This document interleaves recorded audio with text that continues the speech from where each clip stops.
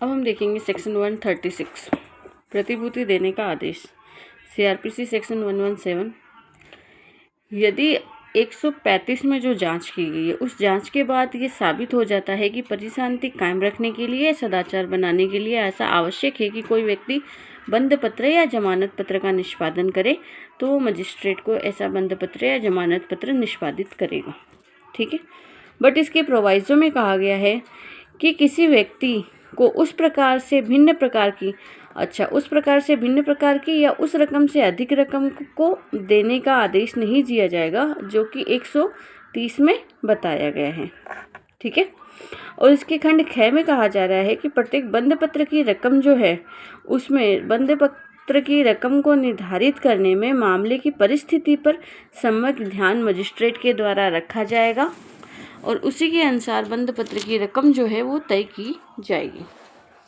इसका सब क्लोज 3 ग कह रहा है, खंड ग, कि अगर ऐसा व्यक्ति बंद पत्र का निष्पादन करने वाला व्यक्ति कोई बालक है तो वह बंद पत्र केवल उसके प्रतिभुओं के द्वारा ही निष्पादित किया जाएगा। मजिस्ट्रेट को ऐसा लगता है सेक्शन 136 में कि प्रतिबंध पत्र लेना आवश्यक है तो वह लेगा। इसमें जो रकम होगी वो 130 के आदेश में जो बताई गई है वो होगी और रकम को निर्धारित करने में व्यक्ति की परिस्थितियों का ध्यान रख के रकम निर्धारित की जाएगी। अत्यधिक रकम नहीं होगी और अगर कोई बालक है तो उसकी तरफ से बॉन्ड जो है वो उसके प्रतिभुओं के द्वारा दिया जाएगा। सेक्शन 137 सीआरपीसी सेक्शन 118, वह व्यक्ति जिसके विरुद्ध इत्तिला दी गई है, ऐसा व्यक्ति जिसके विरुद्ध में वह उस व्यक्ति का उन्मोचन है जिसके विरुद्ध में ऐसी इत्तिला दी गई है। तो यदि 135 के अधीन जांच पर ऐसा साबित नहीं होता कि परिशांति कायम रखने या सदाचार बनाए रखने के लिए आवश्यक है कि वह व्यक्ति जिसके बारे में जांच की गई है बंद पत्र निष्पादित करे, तो मजिस्ट्रेट उस अभिलेख में उस भाव की प्रविष्टि करेगा और यदि ऐसा व्यक्ति केवल उस जांच के प्रयोजन से ही अभिरक्षा में है तो उसे छोड़ दिया जाएगा और अगर ऐसा व्यक्ति अभिरक्षा में नहीं है तो उसे उन्मोचित कर दिया जाएगा। ये सेक्शन क्या कहना चाह रही है कि जब 135 की जांच की जा रही है और उस जांच में ये साबित नहीं होता कि ऐसे व्यक्ति ने परिशांति भंग किया है या ऐसे व्यक्ति के लिए सदाचार बनाए रखना आवश्यक है, तब न्यायालय क्या करेगा? ऐसे व्यक्ति को छोड़ देगा। अगर ऐसा व्यक्ति अभिरक्षा में है तब तो उसे छोड़ दिया जाएगा क्योंकि वो 135(3) की अभिरक्षा में था, और अगर वैसा व्यक्ति अभिरक्षा में नहीं है तो उसे डिस्चार्ज कर दिया जाएगा, उसे उन्मोचित कर दिया जाएगा। और यहाँ जो अभिरक्षा है वो 135(3) की अभिरक्षा थी। अब हम देखते हैं आगे सेक्शन 138 सीआरपीसी सेक्शन 119 कि जिस अवधि के लिए प्रतिभूति अपेक्षित है उसका प्रारंभ कब से होगा। अब अवधि तो बता दी कि प्रतिभूति दो आप 1 वर्ष के लिए, 3 वर्ष के लिए, लेकिन उसका प्रारंभ कब से होगा। तो यदि कोई व्यक्ति जिसके बारे में प्रतिभूति की उपेक्षा लेने के लिए आदेश 125 में दोष सिद्धि पर परिशांति कायम रखने के लिए यह धारा 136 के अधीन दिया गया है, ठीक है, प्रतिभूति देने का आदेश दिया गया है ना 136 में, ऐसा आदेश दिए जाने के समय कारावास के लिए ऐसा व्यक्ति दंडाधिष्ट है या वह व्यक्ति कारावास भुगत रहा है, ठीक है, कोई ऐसा व्यक्ति है जो कारावास में है, वो दंडाधिष्ट है या कारावास भुगत रहा है, तो ऐसी प्रतिभूति की अपेक्षा कब की जाएगी? जबकि उसका ये कारावास का दंडादेश है ये समाप्त हो जाए, इसके अवसान पर प्रारंभ होगी। तो प्रतिभूति अपेक्षित व्यक्ति के लिए कब प्रारंभ होगी? ऑब्जेक्टिव के क्वेश्चन बनते हैं, तो इसमें क्या बना कि ऐसी प्रतिभूति का जो है प्रारंभ जो है वो कब होगा?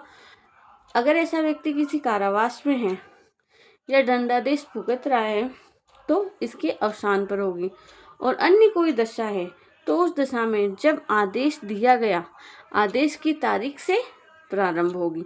जिस दिन आदेश दिया गया उसकी तारीख से प्रारंभ होगी जब तक कि मजिस्ट्रेट पर्याप्त कारणों से बाद की कोई तारीख नियत न करे। अगर मजिस्ट्रेट ने कोई फर्दर डेट दे रखी है तब तो अलग बात है, अदरवाइज जब से ऑर्डर आया तब से ये तारीख मानी जाएगी, प्रतिभूति की अपेक्षित तारीख। अब हम देखते हैं आगे सेक्शन 139 CRPC सेक्शन 120 बंध पत्र की अंतर्वस्तु, कंटेंट ऑफ बॉन्ड। सेक्शन है content of bond, but content of bond जैसी इसमें कोई चीज़ नहीं है। तो हम इसको समझते हैं कि ऐसे किसी व्यक्ति के द्वारा निष्पादित किए जाने वाला बंध पत्र या जमानत पत्र। किसी व्यक्ति ने बंध पत्र या जमानत पत्र निष्पादित किया, किस चीज़ के लिए किया? परिशांति कायम करने के लिए या सदाचारी बने रहने के लिए आबद्ध करेगा। और बाद की दशा में कारावास से दंडनीय कोई अपराध करने या करने का प्रयत्न करना या उसका दुष्प्रेरण करना चाहे या वो करे तो ऐसा बंध पत्र का भंग माना जाएगा। सेक्शन की हेडिंग थी कंटेंट ऑफ बॉन्ड, बंध पत्र की अंतर्वस्तु। सेक्शन के अंदर दे रखा है कि बंध पत्र का भंग कब माना जाएगा। ठीक है, breach of bond and bail bond. Okay, तो कब माना जाएगा? जबकि उसे परिशांति रखने का आदेश दिया गया था, उसने परिशांति नहीं रखी। उसे सदाचारी बने रहने का आदेश दिया गया था, उसने सदाचारी नहीं रहा। और इस दशा में उसने क्या किया? कारावास से दंडनीय कोई अपराध कारित किया। इंपॉर्टेंट थिंग्स ये है कि उसने क्या किया? कारावास से दंडनीय कोई अपराध कारित किया या उसको करने का प्रयत्न किया या उसको करने का अबेटमेंट किया, तब इसे क्या माना जाएगा? बंध पत्र का भंग माना जाएगा। CRPC 120 very important objective questions इस पे बनते हैं। आगे हम देखते हैं सेक्शन 140। तो सेक्शन 140 हमें क्या कहती है कि प्रतिभूओं को अस्वीकार करना। प्रतिभू जो आए हैं उनको न्यायालय अस्वीकार करेगा। CRPC section 121। तो मजिस्ट्रेट किसी पेश किए गए प्रतिभू को स्वीकार करने से इनकार कर सकता है।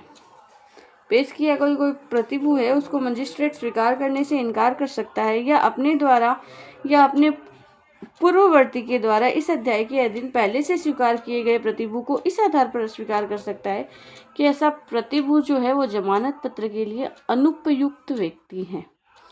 मजिस्ट्रेट स्वयं चाहे प्रतिभू को अस्वीकार कर देगा।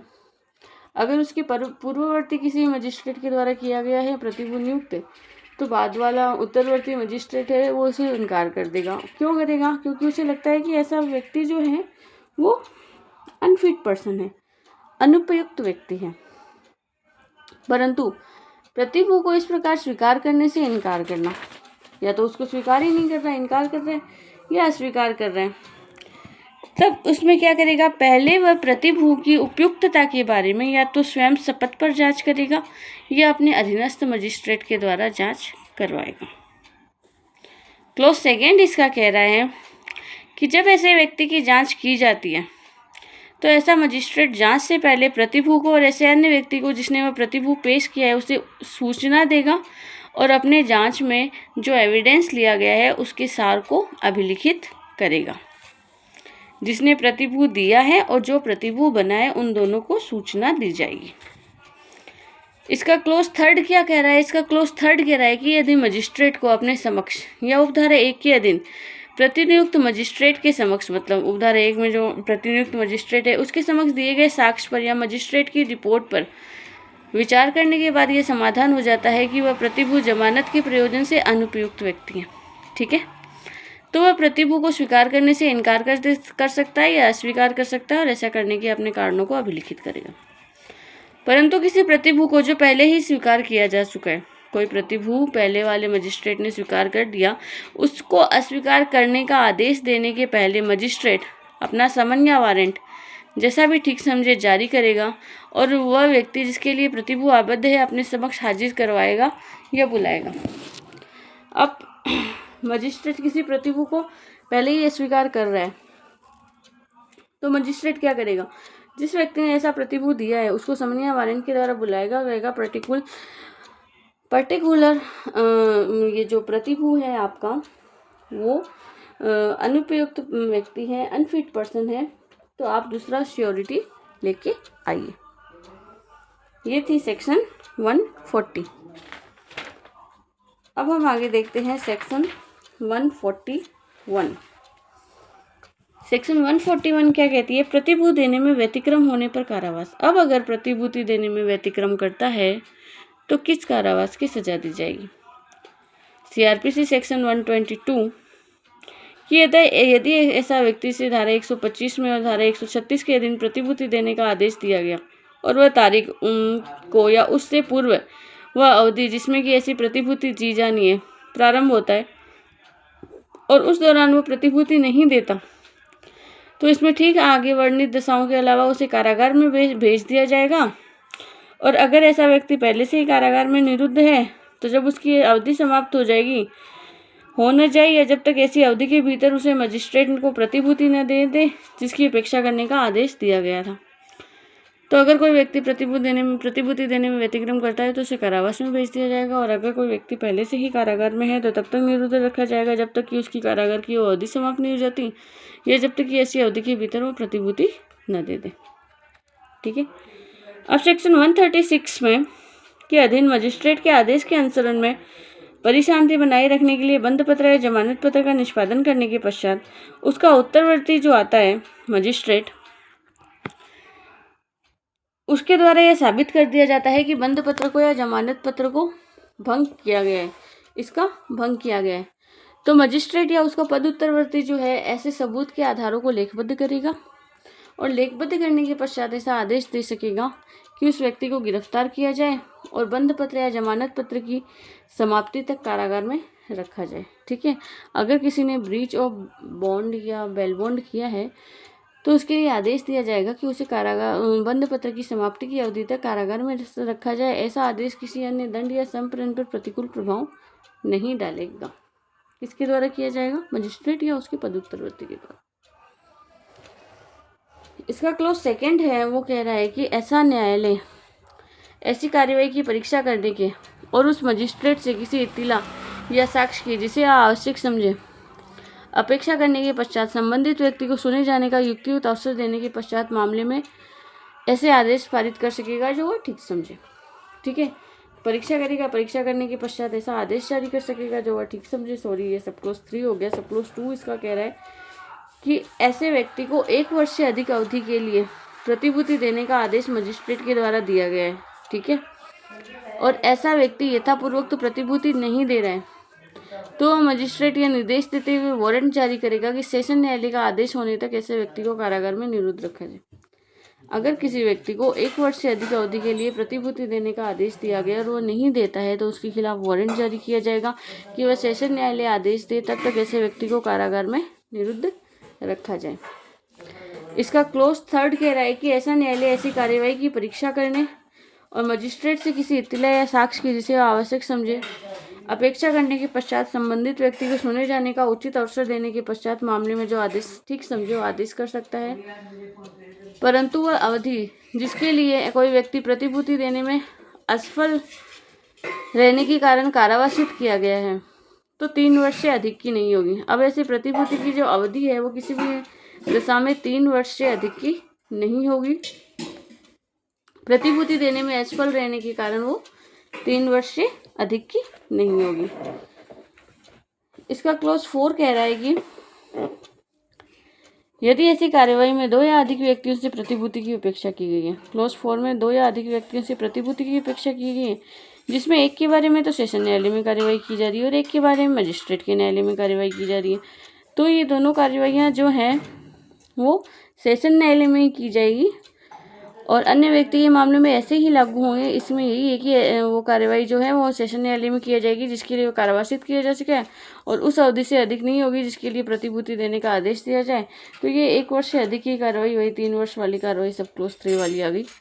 तो अगर एक या 2 व्यक्तियों की कार्रवाई है, एक में तो सेशन न्यायालय के समक्ष चल रही है, एक मजिस्ट्रेट के समक्ष चल रही है, तो सेशन न्यायालय मंगवा लेगा और वही इन दोनों कार्रवाई को डिस्पोज ऑफ कर देगा। अब थी सेक्शन सब क्लोज 5 कि सेशन न्यायालय उपधारा 2 उपधारा 4 के अधीन उसके समक्ष रखी गई किसी कार्यवाही को अपनी स्वविवेक के अनुसार अपर सेशन न्यायाधीश को सौंप सकता है। ठीक है। 1 लाइन में यही है कि अपर सेशन न्यायाधीश को सौंप सकता है।